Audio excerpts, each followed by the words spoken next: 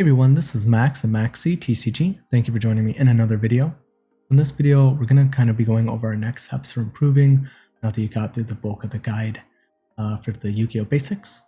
We're going to cover our Mock Duel overview, some deck building tips based off kind of old school deck building philosophy. What was the deck that was used in the Mock Duel so you can practice on your own, as well as some resources for buying cards online and different simulators you can use to be able to practice and play the game for free. We'll go over the Mock Duel overview. So this Mock Duel, even though it's only the first 2 turns of the duel, covers what a duel would feel like. The process was made simpler by using older school cards, so there was less complex plays happening on the field. This makes the turns easier to follow and allows the players to focus on what's important, which is understanding the decision-making process for the plays that are being made. This process is just as important in old school Yu-Gi-Oh! As it is in the modern game. I'll list out examples of questions we used in the Mock Duel. These will be helpful in your own games as well. Some of these will take time to get better with. Another part of this will be knowledge based, so learning more about what the cards in the game are and what is popular. This does not mean you need to know every card in the game. You can find videos online, like my YouTube videos, on what is popular right now and what other strengths and weaknesses are. If you're interested in learning more about the game, I recommend reading the full rulebook to learn more in depth.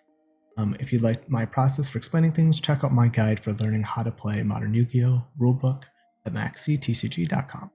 Alright, so my little plug at the end there. So we're going to go over the questions to ask yourself, why I think this process was important. And when you get into the game, it is going to take some time to kind of learn through stuff. That's okay. And even though the game is expanded, there's a lot of cards, there are ways to really narrow down what you need to learn and make it as efficient as possible for yourselves. So I have links to different Yu-Gi-Oh! YouTube channels on my website, so you can find a lot of different stuff based off different type of content you might enjoy. So definitely check that out, not just for myself, for other people that I like and that I subscribe to. And then we'll go through the questions right now. So here's some of the questions to ask yourself in a duel to kind of help you think through this. Again, it might be a little slower when you're first going through these, but as you keep going, you'll get better and faster at answering these questions. Do I want to go first or second with my strategy? What cards do I want included in my deck based on this decision? Going first or second could completely change the way you design your deck. If I go second, do I have some cards that can help me deal with my opponent's strategy? What are good cards being played right now? What do I do if I don't know my opponent's strategy? What could their cards be? What cards could get them back into this duel from a losing position? What cards can get me back in this duel from a losing position? Am I overextending by committing too much to this play? How could this play be punished? Could I win the game if I overcommit to the strategy? Is that better than playing conservatively right now? So these are all different types of questions. There's probably more you can even ask yourself for getting better. Some will have to do more with deck building, which kind of happens before the games take place, which is a huge part of the game. Having a well-built deck that's made to play against what you're expecting will make a huge difference in winning or losing.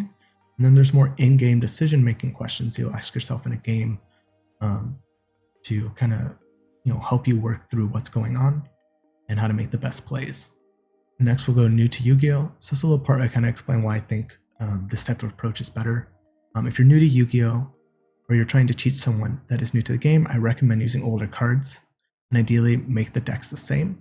The reason why I like the decks being the same is because it'll help make each player feel like more or less because they have the same cards, whoever's winning is mostly winning due to that they made better plays versus someone having a deck that's here versus like here. It's not going to feel fair where if they're equal, most people are going to feel like they're at the same playing point when they first get started. This will make the game simpler to follow, and hopefully it won't be as overwhelming. I'll include a sample deck below with some basic deck building rules in case you don't have all the cards. So here we'll get into the, what the deck was written out. I'll also have a picture form on the next page, and as well some tips for helping with some old school deck building to, help you out if you don't have all the cards. And if you can't make the decks the same, try to keep the cards around a similar level. So one person doesn't have a huge advantage. So these numbers are not concrete, but staying around this is good, so you get a good mix of cards in your hand. 20 monster cards, 1 to 3 tribute summon monsters, 10 spell cards, and 10 trap cards. So you don't want to have too many tribute summons because it can clog your hand. So usually between 1 and 3, I'd probably play 1 and 2 personally. And in this type of game, I'd say you probably want to stick to 40. You can have between 40 and 60 cards in your deck, but unless you have a reason to play a lot more cards, which you really don't in kind of like the beginning of the game, we're probably going to do just 40 cards usually. So for the monsters, we have 3 Man-Eater Bug, 3 Wall of Illusion, 3 Legend, Mystical Genie of the Lamp, 1 Battle Ox, 3 Trap Master, 3 Neo the Magical Swordsman, 3 Giant Soldier of Stone, and 2 Summon Skull. Neo the Magical Swordsman and Battle Ox are pretty much the same card in terms of attack, and that's what they're used for, so you can easily swap any of these out for a different one if you like how one looks over the other. For spell cards, we're using 1 Pot of Greed, 1 Dark Hole, 3 Fisher, 1 Raigeki, 1 Monster Reborn, and 2 Swords of Revealing Light. Some of these ratios and like why the cards are at 1 or 2 is due to like kind of working off what the first limited list looked like. Originally all these cards were at 3, but it makes the game pretty sacky because there's just so many power cards, but at least everyone has them at 3. But in this case, I kind of wanted to make it where you only have 1 use of the card, so you have to be more strategic about when you use it. There's still going to be sacky plays where your opponent gets the Pot of Greed before you do, or it's more of their power cards than you do. But it is still somewhat part of the game, but there are ways to mitigate it. And then trap cards, we have 3 Trap Hole, 3 Reinforcements, and 3 Wabaku. So PDF of my Yu-Gi-Oh! Basics Guide and Practice Deck are available for free to download on my website. So you can go to my website and you'll be able to see the entire guide, download it if you want, as well as get the deck list. We'll kind of go over that in the next page.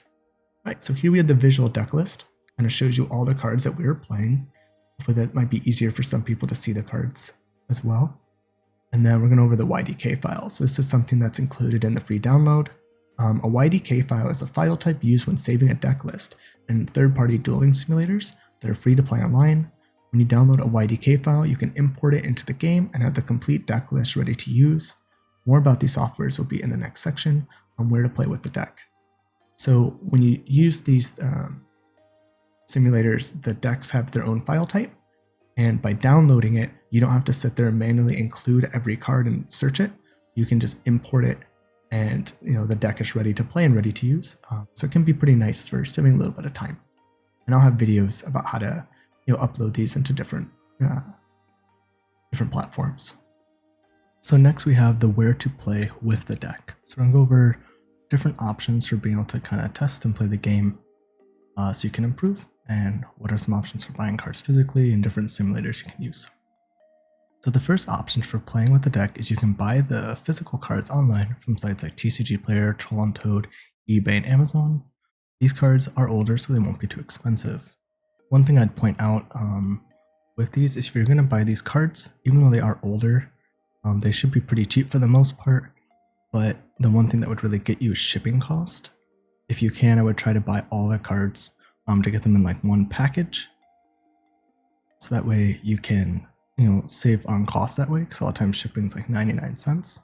So if you're paying 99 cents per copy of each playset of the card, it's definitely not going to be worth it. That's one thing nice with TCG Player. There are ways to try to group things together to get it cheaper, and this is definitely the site I use the most.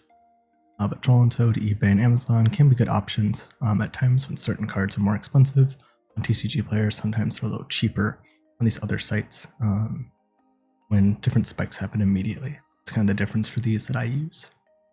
Another option you can use for this is if you go to a local like Yu-Gi-Oh shop, especially like OTS ones, I believe have these for sure, is that they will kind of have these pre-built like 20 card decks that they should be handing out for free. These are great for just kind of getting started. They're very similar to what's built here. They are only 20 card decks, so they're not as big. But the idea is that there's something really simple with some basic cards to kind of help you kind of understand the game and kind of get the basics down. So another option is to use the YDK file that's included in the download of this guide and the online dueling simulators mentioned above. The 3 main simulators are EDO Pro, YG Omega, and Dueling Brook. You can also assemble the deck with their built-in deck builders if you don't want to download the file. YG Omega, EDO Pro, and Dueling Nexus are all automated dueling simulators that you can download/use online. These programs have the rules built into the game, This means the games will give you a dialog box asking you what you want to do when an effect activates, or when you have the option to activate the effect in response to another card. Dueling Book is a manual simulator that you can play in an internet browser, so you don't have to download anything. With the program, you have to actively decide to use cards and effects. This will also require you to communicate through chat with your opponent. If you want to learn how to download or access any of these programs mentioned above, learn more about how they work, and get a more in-depth breakdown going over the pros and cons between these, check out my YouTube channel, MaxCTCG. Alright, so just kind of a couple things about these. So these dueling simulators are really great. The main things for simulators right now that are third party are EDO Pro, YG Omega, Dueling Book, and Dueling Nexus. There is also Master Duel, which is available on Stream. It's not exactly the same, because there is an aspect of money to it since it's owned by Konami, and you don't get access to all the cards for free.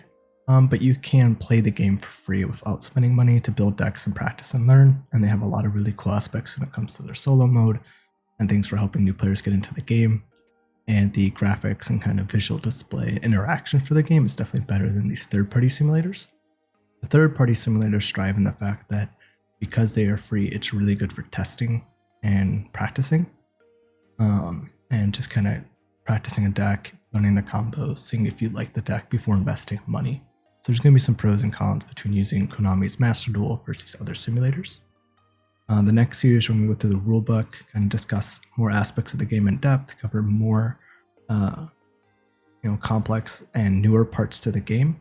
But this will definitely give you a really solid foundation with some core competitive aspects to it that you can apply in these simpler states to see if you like the game before jumping in further.